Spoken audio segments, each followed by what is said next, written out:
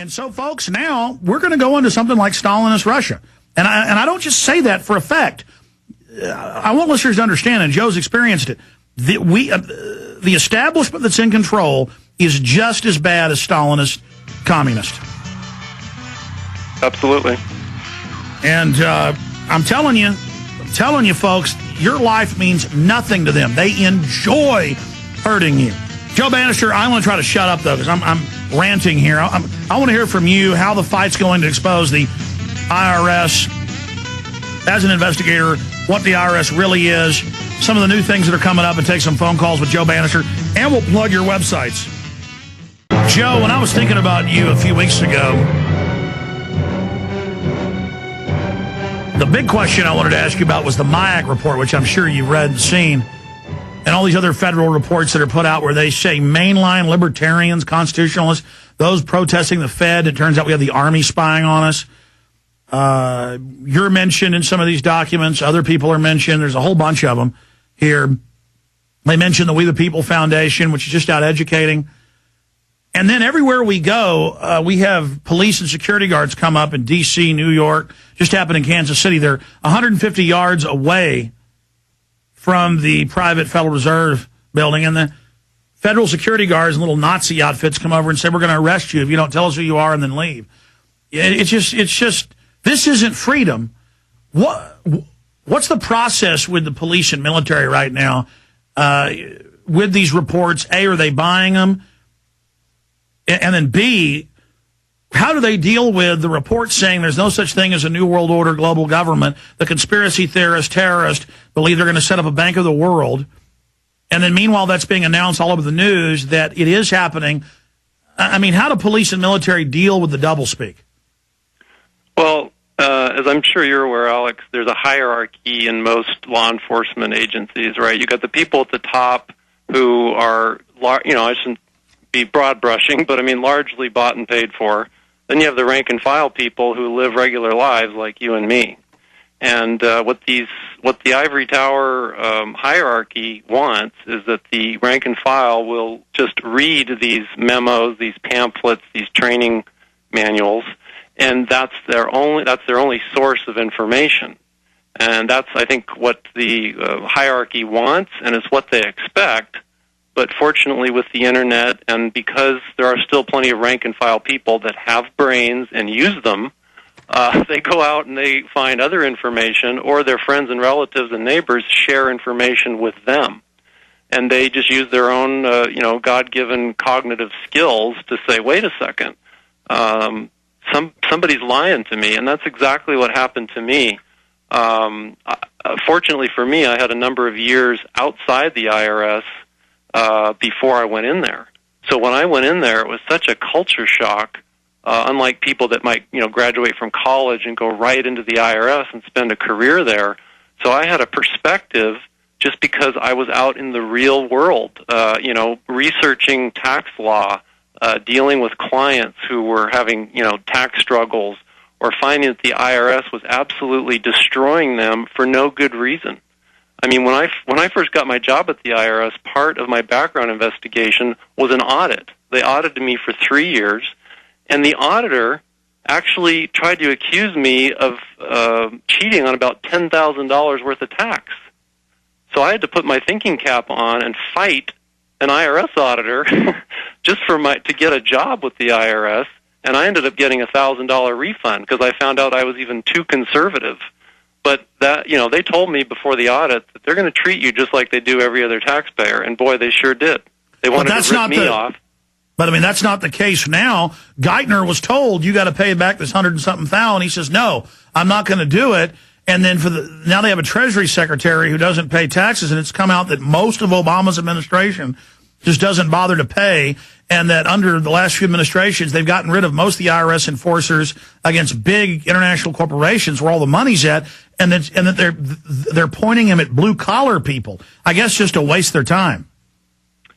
Sure, to make you chase your tail, and they know that they can make the average person's life miserable. But as you're well aware and have said many times, isn't that what socialism and communism and all these collectivist political systems are about? It's about double standards.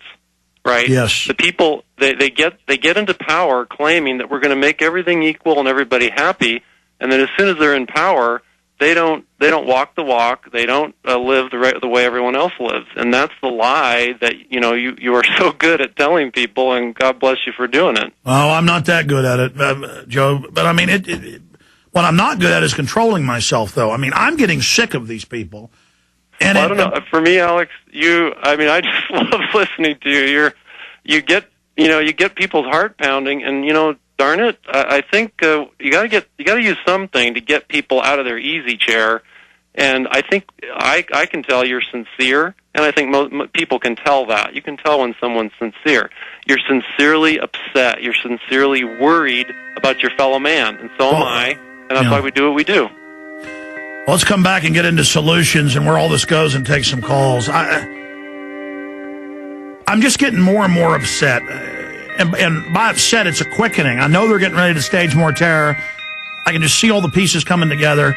And I just can't believe we have to be ruled by scumbag, control freak criminals, Joe. Joe Banister's our guest. He's a great American hero. We'll talk to him when we get back. Long segment coming up. Joe Banister, you've done just so much great work. Where's the best place for folks to check out the work and material that you've put out and done? Well, a lot of it's just, I just kind of go out and speak when I'm invited. So there's a lot of videos out on YouTube, et cetera. But freedomabovefortune.com has always been my website.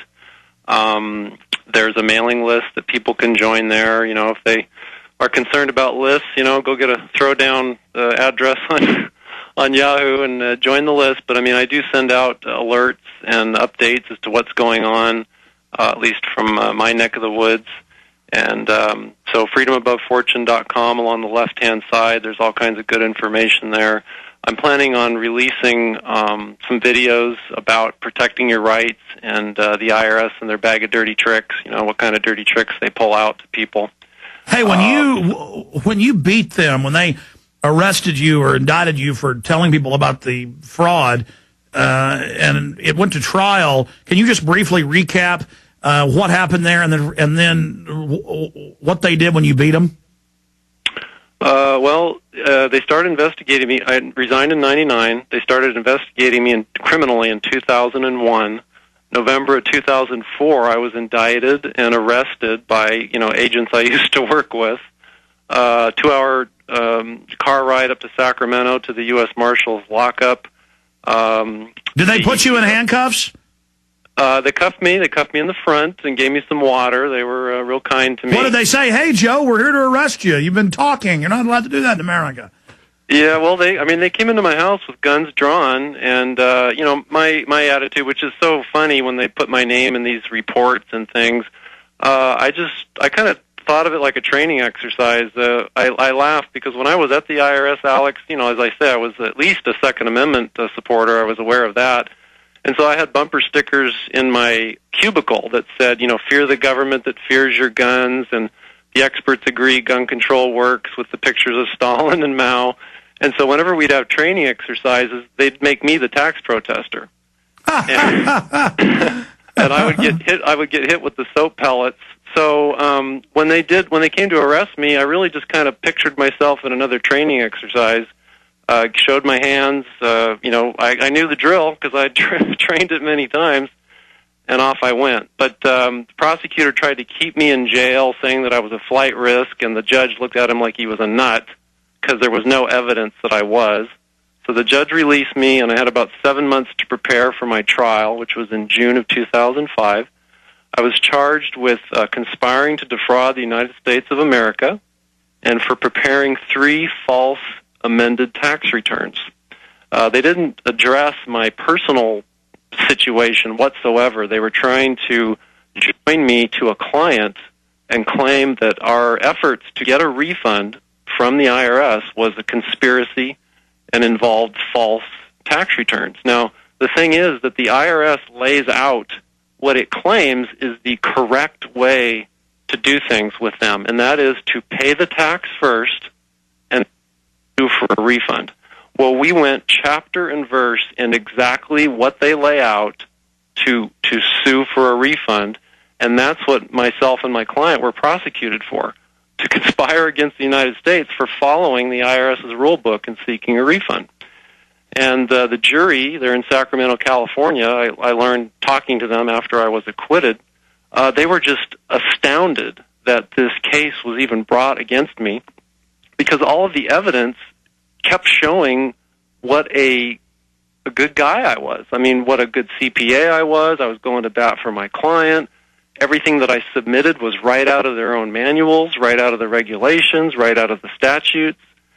And they said, well, Joe, why did they bring up so much evidence that made you look so good? I said, well, most of their evidence, their documentary evidence, came from me, because they issued me a grand jury subpoena, and a CPA does not have Fifth Amendment protection in their work papers. So I had to give them these stacks of work papers from my efforts, and that's what they used in the trial.